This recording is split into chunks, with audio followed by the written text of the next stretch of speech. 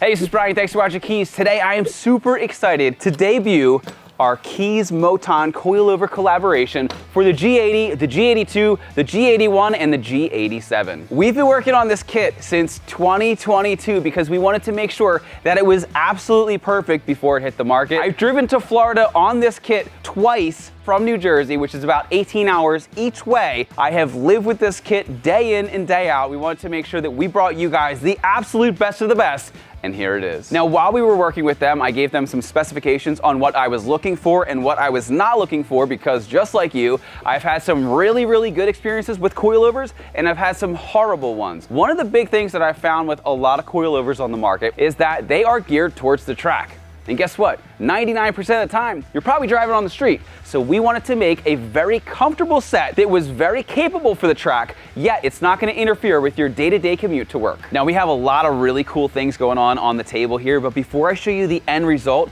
let me show you where we started 2 years ago with the prototype kit that's on my G80.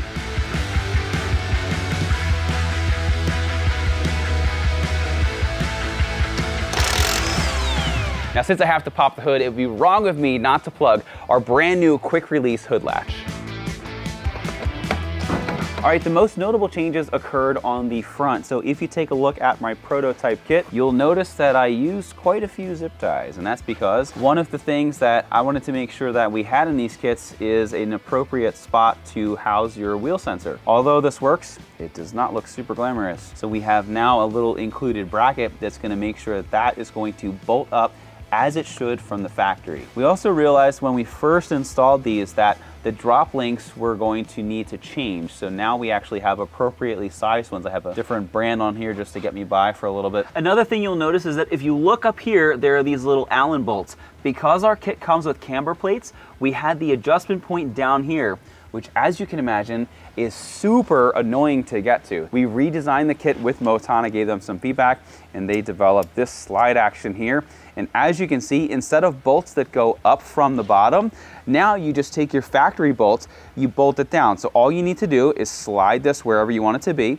and then you can just bolt them down and it locks everything in place without the need for these annoying little Allen keys that are super impossible to get to. All right, so this is the front. The only thing I didn't tell you is that on the front and the rear, you have 15-way adjustable rebound to dial in your ride settings perfectly.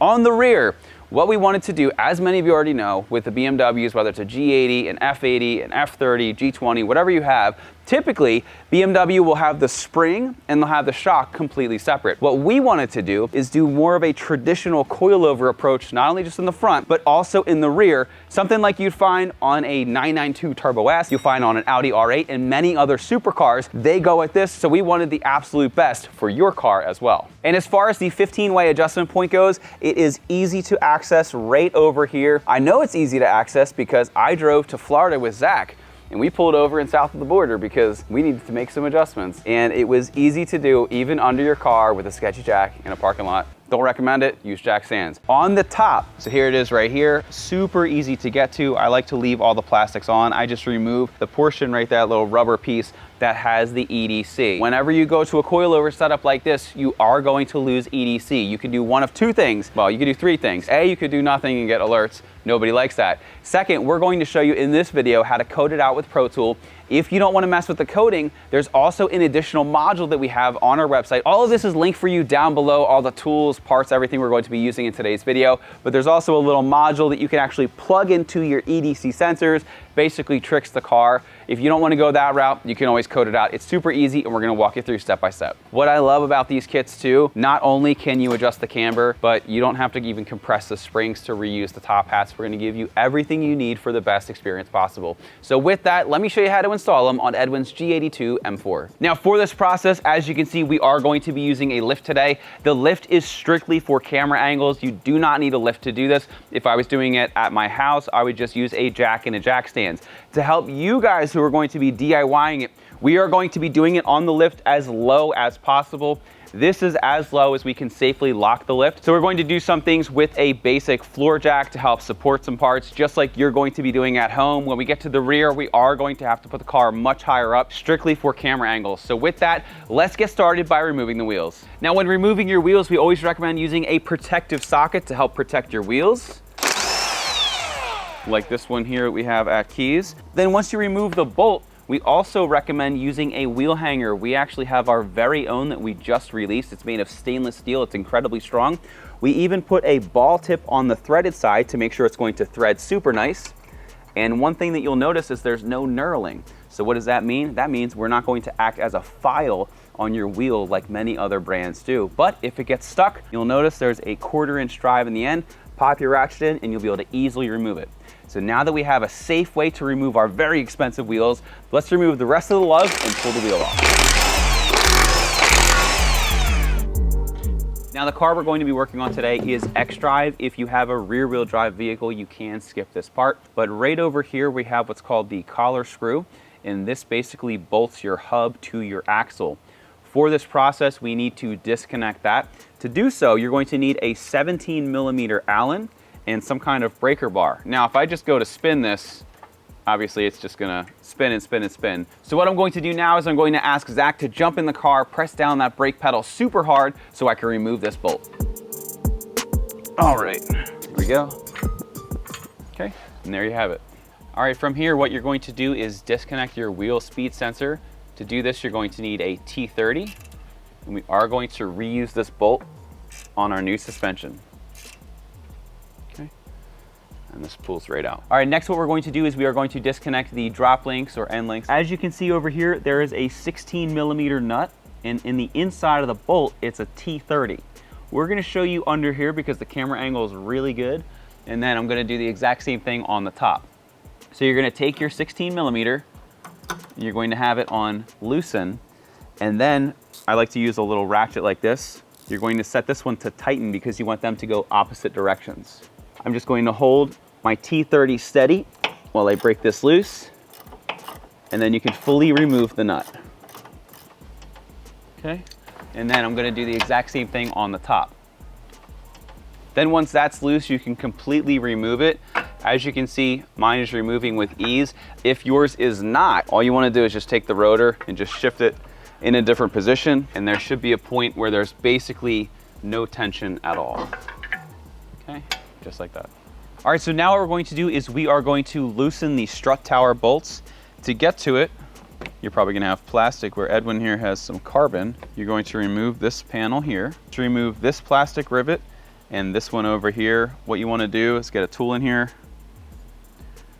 remove the center like that, and if you take the whole thing, you can remove the rest of the plastic rivet and do the same thing over here. Okay, and if you happen to have a piece of carbon trim or something, you can just swing that out of the way. Then you can remove the one back here. And you're gonna pop up this piece here. Now, when you get to this point, you are going to have a connection. This is for your EDC. So just very carefully lift the cover up, and then you can disconnect the connection. This is what the connection looks like. It just pulls straight up and off of the actual strut itself. And now we have full access to the 4 bolts. Now you will notice that on Edwin's car, he has a dress-up kit where this bolt is going to be different, but the other ones are going to be exactly like what you have. So on your car, it should be an E14 here, E14 here, here, and also here. So at this time, all I want you to do is just break these loose and give them maybe 2 or 3 rotations. Now, before I get started with the next part, I do want to just give you a high-level overview. As we stated before, we're trying to help you guys do this at home. We know that most of you aren't going to be doing it on the lift, so we have it as low as we possibly can. At this part, you're going to need a second jack. What we're going to do is we are going to lightly jack up the knuckle here, because what's going to happen is once we pull out these 2 16mm nuts and bolts and we release it with a spindle spreader tool, all of the weight is just going to come down and want to flop out, and we don't want that to happen because you can mess up your suspension components. That being said, once we pull out the nuts, what we're going to do is we are going to suspend it with our metal zip ties over here so that this isn't just flopping around, it's nice and contained. Then from there, I'll show you how to remove the rest of the strut, how to put the new one in, and we'll continue from there. All right, so let's start by removing our wheel speed sensor line over here. Just twists out like that. Then I'm going to get my zip ties set up. I like to use the metal ones because they're super strong. These can hold 198 pounds. So I'll just loosely get these set up. And there's a little metal piece over here, and that's gonna suspend everything nicely. All right, so I'm just gonna get that situated right here for now. Then I'm going to slowly jack up over here under the knuckle, under the control arm. Make sure that you're not jacking up on the rotor or the heat shield.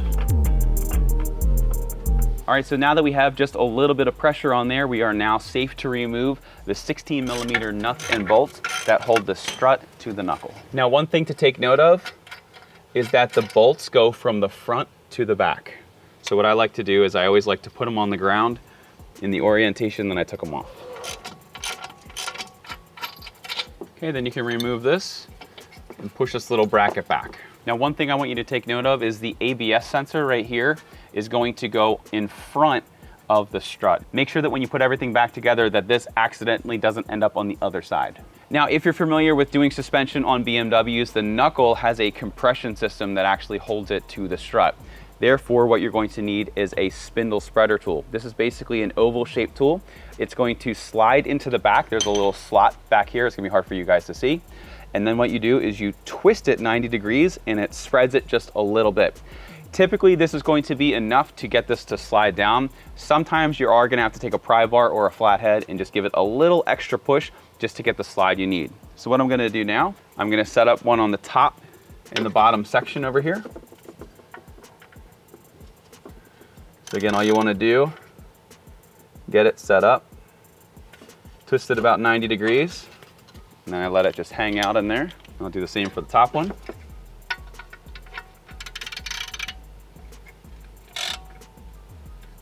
Okay. Next, we can start to slowly lower the jack, little by little. Then what you can do is basically just push back and forth, and as you can see here, you can see everything sliding super nice off the strut. So I've only dropped it about an inch just for safety. So I'm gonna continue to drop it a little bit.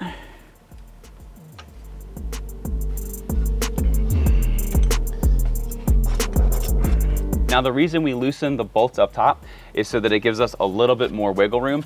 It makes this process just a little bit easier. Okay. And then once you get to this point, you can see that I do have my strut very loose right now. I'm going to take my metal zip tie that I set up earlier, and I'm just gonna put it through the hole here.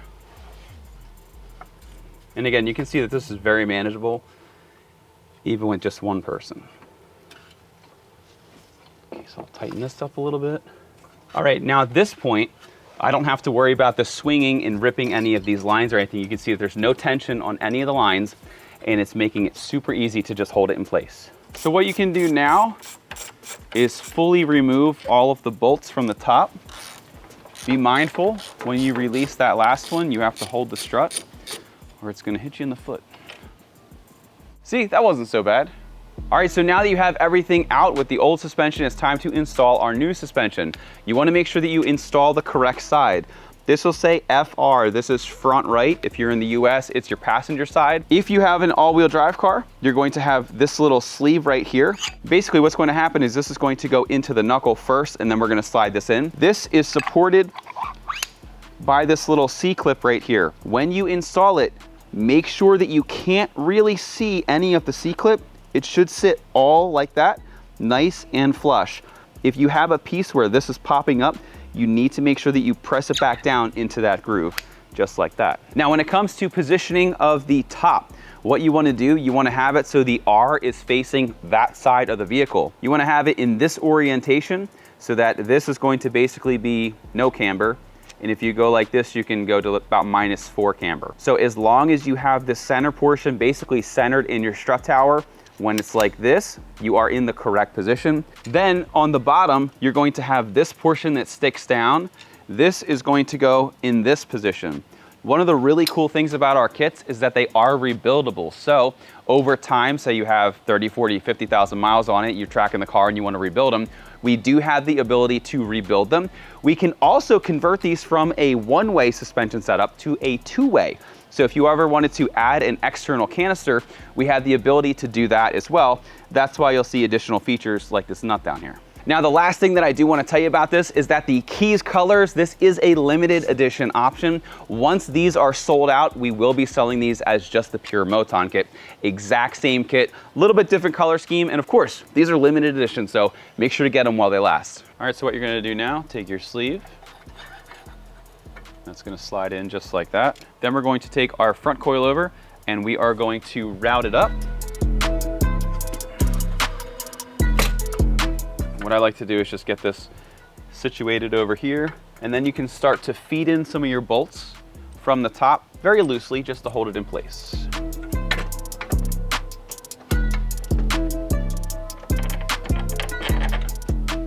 All right, so here I need to position this a little bit more like that, and you can start to line this up, and then you can slowly jack everything up and get it to go in place like that. And it should go up with ease. Just make sure to keep an eye on the C-clip right there. All right, once you have it in place, you can remove your spindle spreader tools.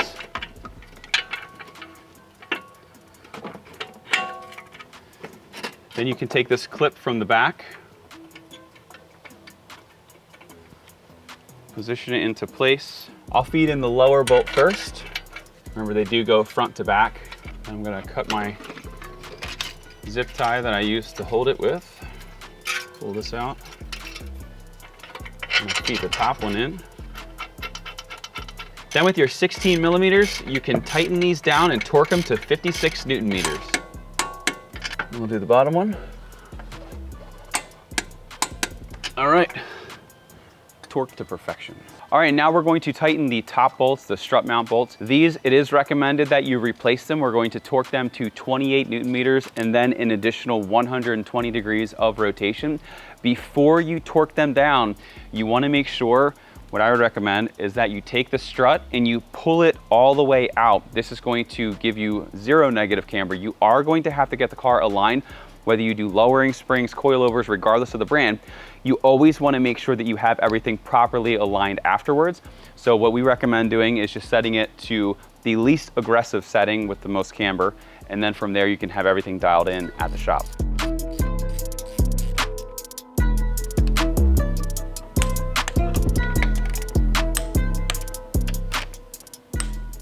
All right, then from here, you are good to remove the jack. All right, so what we're going to do now is we are going to mount our wheel speed sensor. So you're going to need the bracket that looks like this.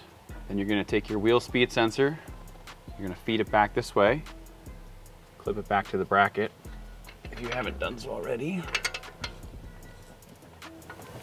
Okay, then you're gonna take it, and the little oval piece is gonna go into the oval section, and then we're going to take the factory bolt, the T30, we're gonna bolt it up, and you can tighten it down.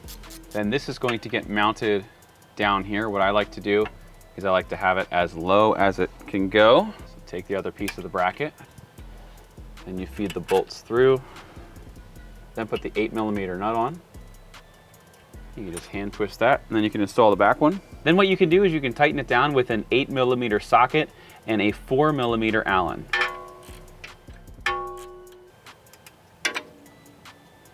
Now it's time to install our drop link. The way that these work is if you twist the center section, you can actually make them longer or shorter. One of them has a reverse thread, just like we do on our Kies strut braces, so that way it is super easy to adjust. So typically what I'll do is I'll try to make it as small as possible, and then we'll expand it from there. I'm going to leave both of the washers on one side, and that's just going to give me a little bit more clearance, and I'll tell you more about that in just a minute. So just feed this back through here, and then you can thread on the nut. Now before we tighten this down, I do want to tighten this Allen and this Allen. You want to make sure that this little piece that goes off the back is straight back when you're installing it. And one thing to note, you want to make sure that these are snug. You do not have to crush them. You don't want to crush the actual strut as well. And these get tightened down with a 6 millimeter hex.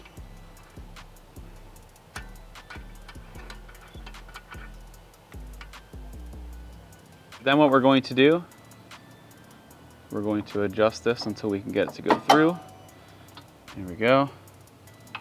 We'll put the nut on the back, Then with a 17 mil and a T30, we're gonna tighten this and then torque it to 56 Newton meters. There we go. All right, now let's do the same to the top. All right, torqued. All right, last thing we need to do, we just need to snug up the nut over here and then also up top here once you have everything positioned. If you want to expand it, again, you can twist it and it's going to expand both and it's also going to contract both. I like it right here. I always like to make sure that this section here is pretty straight going in here, and the top part of the drop link is also nice and straight in.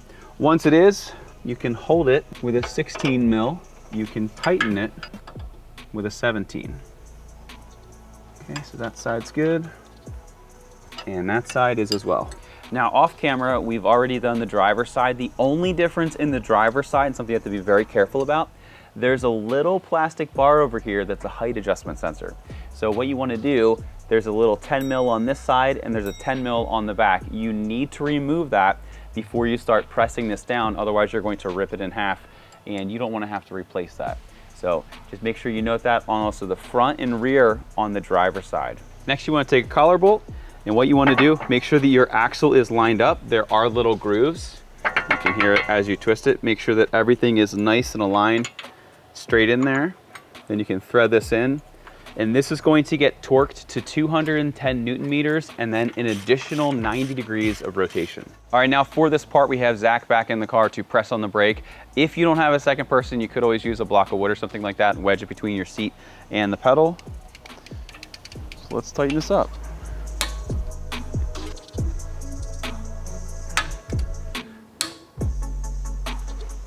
All right. So now the last thing we need to do down here is take the included tools, and you want to just snug it up. Now I wouldn't go too crazy tight because most of the time you're not going to get the perfect ride height the very first time. Now I do have this set up roughly to what my G80 is right now, but as you know, with springs, coilovers, whatnot, they always settle over time. So a lot of times you will have to make a few adjustments on it. All right, so now what we're going to do is we are going to just button everything else up top. So as we are deleting the EDC over here, you need to disconnect this cord. So you just pull out like that, try to get it in the spot where you can see it. And there's a little button right there. You press on that, and that's gonna disconnect just like that. And you can just tuck this wire out of the way. And then with this part, you can simply remove it. And when you reinstall this, you will have access to the adjustment knob. Now, once again, these are 15-way adjustable. We recommend starting them out in the middle. So go all the way to one end and then just count your clicks. All right, we're going to 7 clicks. Okay, so then what we can do, I'm just gonna lift this up and you can reinstall this if you'd like to. If you wanna leave it off, that's up to you.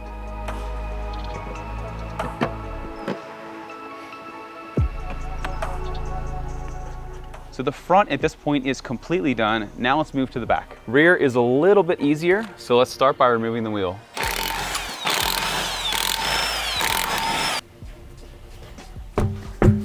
All right, so for the rear, we are going to have to do this one a little bit higher in the air, only so that you guys get the best camera angles possible. But again, everything we're going to be doing with a pole jack, you can do with a floor jack as well, with the car on jack and jack stands. First thing we're going to do, you are going to need an E12, and there are 3 E12s up here. There's one here, here, and here. But before you do that, there's also a little connection over here. Let me see if I can help you see it. Right over here. You're gonna take this little grayish, whitish tab, you're gonna pop that down and then press on it, and then you're going to remove this clip. Okay, so pop it down like that and pull it out. If it gets stuck, you can just go from the top and release the little pin, just like that. So once again, you're gonna pop this out, and you press on it, and there's a little lever right here. If it gets a little stuck, sometimes they do, you just pop that up and it'll slide right off. So now that we have that out of the way, we can remove the 3 E12s. All right, so now what we're going to do, we are going to disconnect our ABS sensor and our wheel speed sensor from this little bracket here. And then with a T30, you can release the wheel speed sensor from the shock. All right, next we're going to remove this nut and bolt right here. It's an 18 on both sides. and this is what is holding in the rest of your shock. All right, so now that that is released, we're just going to leave the bolt in there. We're not going to remove it until we pull the back portion down. Now, when it comes to the rear control arm, you basically have two different options. You can either remove your camber adjustment bolt right here. If you do that, just mark it with a Sharpie. The only problem with that is when you go to pull it down, unless you release this bolt, you're gonna have a lot of tension. The other thing is sometimes people have trouble getting that back in. That's typically how we do it, but we're gonna do it the alternative way today. We're going to remove the back bolt. This is a 21 mil. So what we're going to do now, again, if you're doing this on the floor, just use a floor jack. We're going to use a pull jack. We're going to support it here just to offset some of the pressure of the spring. Then we're going to lower this down. We're gonna pull out the spring, pull out the shock, and then install the rear coilover.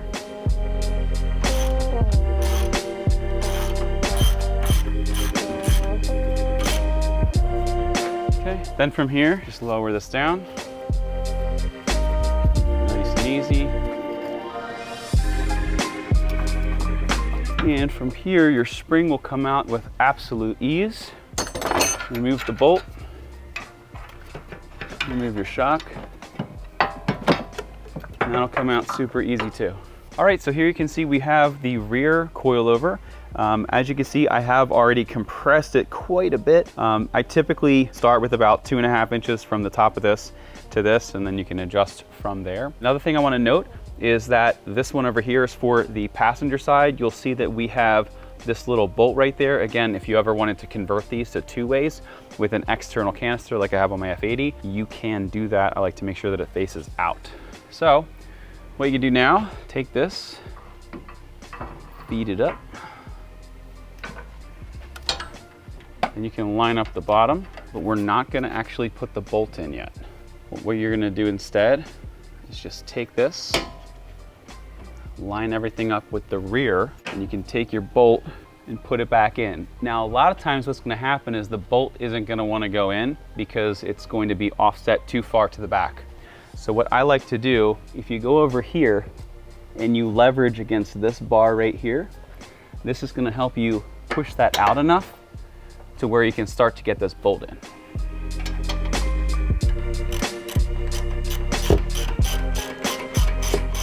And you can reinstall the nut on here.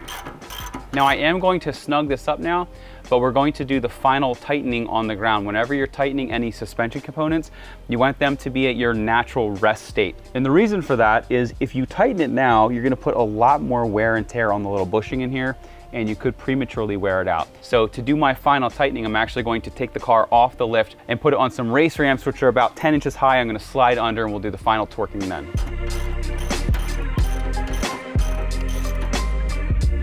All right, so then you can reinstall these top bolts here, and these are gonna get torqued down to 28 Newton meters.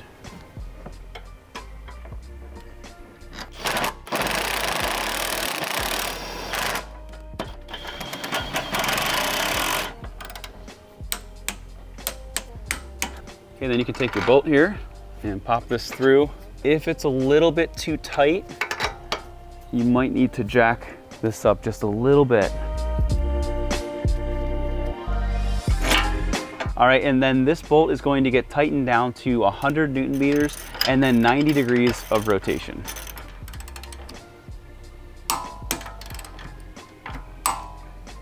Take your ABS sensor, and we're going to zip tie it to our end link, just to keep it away from the spring. These are a totally different design from stock, so you are gonna have to use one on this side and one on the other side just to keep this out of the way. Next thing we're going to do is we are going to mount our bracket. So what I like to do is feed it behind, and then like this. And then you can bolt this up. Then I'll get this set up and I'll tighten that at the end.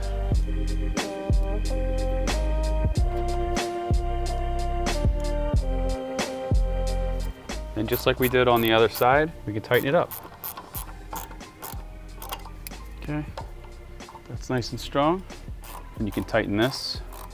Do not go crazy, just go about snug. And another reason to not have it super tight is because you're gonna have to make multiple adjustments to get the perfect ride height. Okay, so then take a 10 mil and you can remove this plastic nut. I like to tuck this wire in over there and then put this behind it just to keep it out of the way, just like that. And you can reinstall it.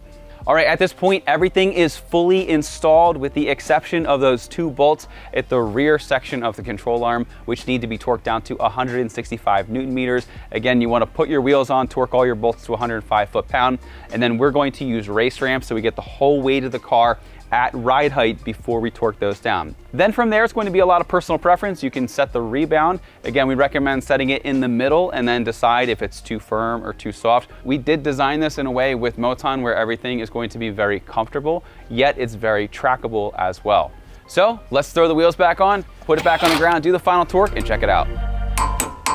All right, now that everything is fully installed, what we need to do is we need to code out EDC because we've deleted that functionality. To do so, we're going to use PROTOOL. To use PROTOOL, you need a Kies Wi-Fi ENET adapter, you need a basic Android tablet, and you need a license to PROTOOL. All of this is linked for you down below. It's a great tool to have, whether you're doing diagnostics or coding.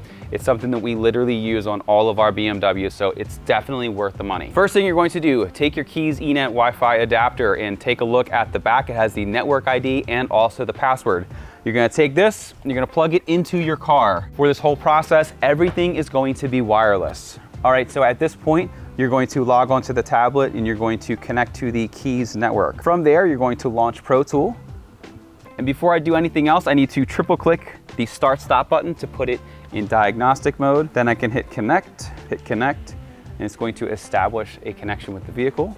All right, so this is the main menu. What you're gonna do, you're gonna scroll down until you see where it says Virtual Dynamics. You're gonna click that. Then you're gonna go to the bottom right where it says Coding. You're gonna hit edit coding. This part is going to ask if you would like to save the current software that's on your car. I would absolutely recommend doing that. What I typically like to do is I like to put a note in so that it describes what I did, because once you start to go back weeks and months, it's really difficult to figure out what one was what. So for example, for Edwin's car today, I'm going to say Edwin's car with EDC. Perfect. All right, so then what you're gonna do is you're gonna hit this button up top where it says VDP. Then at the top right, you're gonna hit the magnifying glass and you're gonna type in VDC. Hit the little search. And this top one right there, VDC Verbout. You're going to take that and you're going to change it to the top function where it says data 00. You're gonna hit confirm and finalize. The coding process is then going to go through all of its checks. It's going to code the car. And then once it's done, it's going to say that it was successful. We're gonna turn the car off, turn it back on, and everything will be coded. Okay, so there you go. Coding finalized. Please cycle your ignition. So just turn it off. Let it sit for 5 or 10 seconds or so, and you can turn it back on. And right now on my dash, I have 0 errors, which is exactly what we wanna see. All right, we're out here on the open road, and so far the handling, everything feels great.